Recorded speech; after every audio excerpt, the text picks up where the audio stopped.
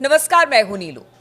तो देखिए, जब से इजराइल और ईरान के बीच में युद्ध जैसे हालात बने, फिर युद्ध विराम हुआ, वैसे उसके बाद से लगातार कुछ ना कुछ खबरें इन सब देशों से निकलकर सामने आ रही है और खास तौर पर ईरान पर सबकी नजर है। अब ईरान से दो बड़ी खबर निकलकर सामने आ रही है।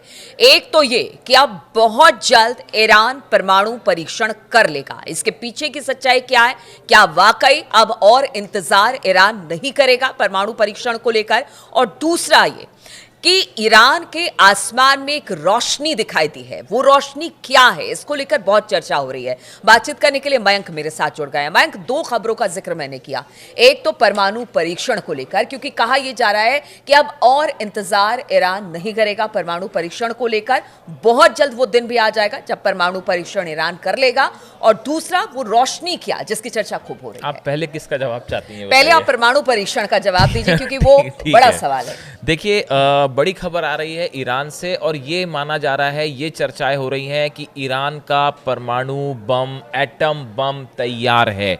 देखिए, बहुत सारे एक्सपर्ट्स ये कह रहे हैं कि दो तीन बातें हैं इसमें। पहली बात तो ये कि जो enriched uranium 400 kilo enriched uranium Iran के पास है, अब ईरान को और एनरिचमेंट की ज़रूरत नहीं है। उसके पास ऑलरेडी 10 परमाणु बम बनाए, एटम बम बनाने की क्षमता है। और जिस तरह से अमेरिका ने हमले किए और न्यूक्लियर ठिकानों को निशाना बनाया गया, उसके बाद अब ईरान ने यह फैसला कर लिया है कि फौरन एटम परीक्षण करना है और खुद को एक न्यूक्लियर कैपेबल स्टेट घोषित करना है। ये वही पॉलिसी है जो नॉर्थ कोरिया फॉलो करता है। ये वही पॉलिसी है जिसको लेके ये माना जाता है कि अगर आपके पास न्यूक्लियर बॉम्ब है तो उसके बाद फिर अमेरिका, तो यानी कि जिस तरह के हालात बने उसको लेकर, माफ कीजिएगा आपको काट रही हूं, उसको लेकर अब ईरान को भी लग रहा है कि अब और इंतजार नहीं है, अब हमें ये करना बिल्कुल। और इसका पड़ेगा। सबसे बड़ा सबूत है जो नई लेटेस्ट खबर है, ईरान ने IAEA, international atomic energy agency जो है, इसके साथ सब तरह के संबंध तोड़ दिए हैं और ईरान की तरफ से बकायदा कानून बना के, और उनके राष्ट्रपति जो पेजेश्कियान हैं ईरान के, उन्होंने भी इसको सहमति दे दी है, मंजूरी दे दी है कि IAEA के साथ जो वॉचडॉग है, जो ईरान के न्यूक्लियर फैसिलिटी पर आके परीक्षण करता है, निरीक्षण करता है और उसके बारे में जानकारी देता है कि भाई यहाँ पे कितना एनरिचमेंट हो रहा है या नहीं हो रहा है, ये सहयोग काफी समय से चल रहा था। अब ईरान ने इस हमले के बाद कह दिया है कि अब IAEA या यूनाइटेड नेशंस का कोई इंस्पेक्टर हमारे यहाँ नहीं आएगा, हम उसको अपने किसी भी परमाणु ठिकाने पर आने की अनुमति नहीं देंगे। और इसके लिए बकायदा ईरान की संसद से कानून पास किया गया, जिसमें यह कहा गया है, एग्जैक्ट वर्ड्स में आपके ईरान के जो कानून जो पास हुआ है उसको बता रहे हैं, थोड़ा सा टेक्निकल होगा। देश की शांतिपूर्ण परमाणु सुविधाओं के संबंध में ज़ियोनी शासन और संयुक्त राज्य अमेरिका द्वारा ईरान की राष्ट्रीय संप्रभुता और क्षेत्रीय अखंडता के उल्लंघन और ईरान के सर्वोच्च हितों के खतरे को देखते हुए 1969 वियना ट्रीटी के अनुच्छेद 60 के आधार पर सरकार परमाणु अप्रसार संधि यानी NPT और इसके सुरक्षा उपायों के आधार पर अंतर्राष्ट्रीय परमाणु ऊर्जा एजेंसी के साथ किसी भी सहयोग को तुरंत निलंबित करती है। मतलब वही हो गया कि राष्ट्रीय सुरक्षा को ध्यान में रखते हुए उन्होंने अब तो अभी तक तो ये हो रहा था कि IAEA के जो इंस्पेक्टर्स हैं वो आ रहे थे, वो इस्फहान भी जा रहे थे, फोर्दो भी जा रहे थे और नातांज भी जा रहे थे। अब जिस तरह से हमला हुआ, ईरान ने कहा भैया बहुत हुआ, अब आपके पास से हम किसी तरह का न्यूक्लियर टॉक्स तो बड़ी दूर की बात हो गई। मतलब अमेरिका के साथ जो बात हो रही थी वो तो पहले ही इन्होंने कह दिया है कि कोई बात का सवाल ही नहीं है। देखिए, जो विदेश मंत्री अब्बास अराक्ची, उन्होंने कहा है कि IAEA सुरक्षा उपायों का घोर जिस तरह से हमला हुआ, वो IAEA ने खुद कहा था कि भाई यहाँ पे हमला करना खतरनाक हो सकता है, लेकिन उसके बावजूद आपने हमला कर दिया। उसके अलावा उन्होंने सोशल प्लेटफॉर्म पर लिखा, जब तक हमारी परमाणु गतिविधियों की सुरक्षा की गारंटी नहीं दी जाएगी तब तक IAEA के साथ सहयोग करना हम सहयोग नहीं करेंगे। मतलब आप हमारे परमाणु ठिकानों पर हमला करते रहे और हम आपके साथ सहयोग करते रहे, ये दोनों चीज एक साथ नहीं चल सकती, ये ईरान का कहना है। तो जो विदेश मंत्री है उन्होंने कहा है कि भाई जब तक आप ये गारंटी नहीं दोगे कि हमारे न्यूक्लियर इंस्टॉलेशन सब सेफ है, तब तक हम आपके साथ सहयोग नहीं करेंगे। और फिलहाल तो आपने हमला ही कर दिया। और अब तो गारंटी की मतलब दिखाई भी नहीं देती, क्योंकि कभी भी कोई भी हमला हो सकता है। यानी ईरान ने अब ये समझ लिया है कि देखिए, अब उसके जो परमाणु ठिकाने हैं जहां पर वो इस वक्त परमाणु कार्यक्रम चला रहा है, वो सुरक्षित नहीं है। अब देखिए, इसमें कई दो तीन और बातें निकल के आई। देखिए, आप खुद सोचिए जरा, एक कॉमन साइकोलॉजी समझिए कि अगर आपके घर में कोई कीमती चीज रखी हुई है और आपको ये अंदेशा है कि मैं उसको चोरी कर सकता हूं, तो आप उसको मुझे ये भी पता है कि भाई वो चोरी कर, आपने फलानी जगह वो जगह छुपा के रखी है और मैं आपके यहाँ चोरी करने आने वाला हूँ, तो आप उसको वहां से हटा लेंगे ना पहले से ही। तो आप क्या मतलब एक्सपर्ट से मान के चल रहे हैं क्या फोर्दो में यूरेनियम था तो वो फोर्दो में ही रखा रह जाएगा, वो नातांज में ही रखा रह जाएगा? अरे भाई वो तो बहुत पहले ही वहां से हटाया जा चुका था, इसके पहले कि वो हमले होते। भाई लगा ये थ्रेट आज से आ रहे हैं। अमेरिका तो 1 साल पहले से कह रहा था, इजराइल नेतन्याहू तो कब से कह रहे थे, 1 साल पहले से कह रहे थे। ईरान को भी इस बात का पता था कि आज नहीं कल तो फिर ईरान क्या वहीं छोड़ देगा अपना जो फोर्दो में और नतांज में और इस्फहान पे पूरी दुनिया जान रही है कि वहां न्यूक्लियर सेंटर्स में काम चल रहा है, तो क्या एनरिच यूरेनियम वहीं छोड़ देगा? वो पहले ही हटाया जा चुका था। बात नंबर 1। बात नंबर 2, अगर आपने 10-12 टॉप वैज्ञानिक उनके जो है शहादत हो गई ईरान की, तो इसके बाद इसका मतलब क्या कि ईरान के पास वैज्ञानिक खत्म हो गए? साहब बुशर जो प्लांट है रूस जहां काम कर रहा है, ईरान में जो बुशर जगह है जहां पे प्लांट है, न्यूक्लियर प्लांट जहां रूस की मदद से चल रहा है, वहां 400 रूस के वैज्ञानिक काम करते हैं। जब देख रहे हो कि नॉर्थ कोरिया सपोर्ट कर रहा है, रूस सपोर्ट कर रहा है, तो वैज्ञानिकों की कमी हो जाएगी ईरान को। ये तो बड़ी हैरान करने वाली बात है कि अगर 10 वैज्ञानिक आपने ईरान के अगर मार दिए हैं तो उसका मतलब क्या परमाणु कार्यक्रम रोक देगा ईरान अपना?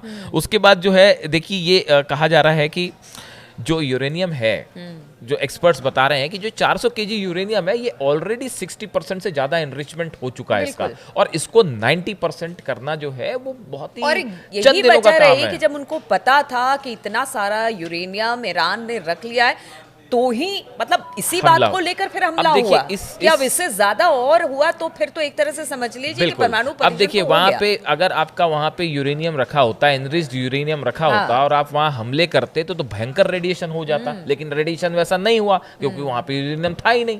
बड़ी सिंपल सी बात है। अब देखिए एक्सपर्ट्स ये मान के चल रहे हैं कि इस हमले के बाद अभी तक सुप्रीम लीडर खामेनी साहब ने कहा था कि भाई ईरान परमाणु बम नहीं बनाएगा, लेकिन इस हमले ने ऐसा बहुत एक्सपर्ट मान के चल रहे हैं कि पूरी हालात को बदल दिया है, और शायद ईरान की जो सिक्योरिटी काउंसिल है उसमें ये बात तय हो चुकी है। और अली खामनाई बिल्कुल कहा था, अली खामनाई साहब ने कहा था कि देखिए हम नहीं बनाएंगे, लेकिन जहां तक बात देश की आती है, जब उस पर संकट की सुरक्षा की बात आती है तो फिर तो हमें वो करना पड़ेगा। अब एक्सपर्ट ये मान के चल रहे हैं कि अब ज्यादा दिन नहीं है, एक दिन आप सुबह सो के उठेंगे और आपको ये खबर मिलेगी कि भाई ईरान में भूकंप के झटके आए और ये परमाणु परीक्षण था, और आप देखेंगे कि ईरान ने खुद को अनाउंस कर दिया है कि हमने जो है एटॉमिक टेस्ट कर लिया है, यही होने जा रहा है। ऐसे बहुत से एक्सपर्ट्स लगातार इस तरह की बातें कह रहे हैं। अब देखिए ये जो IAEA के साथ इन्होंने कोऑपरेशन सस्पेंड किया, इसको लेकर अमेरिका का भी बयान आया है। टैमी ब्रूस है, प्रवक्ता है वहां की व्हाइट हाउस की, उनकी तरफ से विदेश विभाग की प्रवक्ता है, इनकी तरफ से कहा गया है कि Iran must cooperate without any delay with IAEA including by providing information required to clarify and resolve long-standing questions regarding